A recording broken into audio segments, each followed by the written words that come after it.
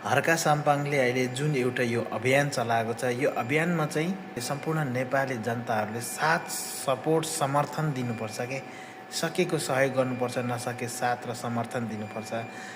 यो चाहिँ एकदम राम्रो काम लाग्यो मलाई। त्यो दार्चु लामा झोलुङ्गे पुल बनाउने भन्ने यो अभियान चलाएको छ, एकदम राम्रो।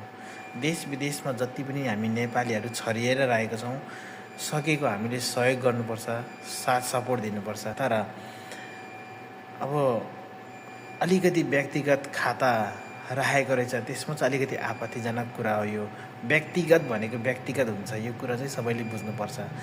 तर जे होस्, अभियान राम्रो छ, विचार राम्रो छ, यस्तो मान्छे हामीले चाहिएको र देशलाई चाहिएको। त्यही भएर अब भोटमा चुनावमा जित्न नसके पनि नेपालीको मन जितेपछि एक दिन अवश्य जितिन्छ। हर्का साम्पाङको यो योजनामा, हर्का साम्पाङको यो अभियानमा सबैले साथ सपोर्ट जनाउँ।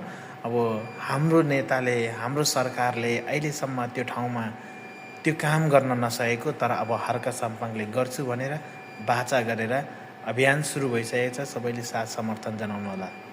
जय नेपाल।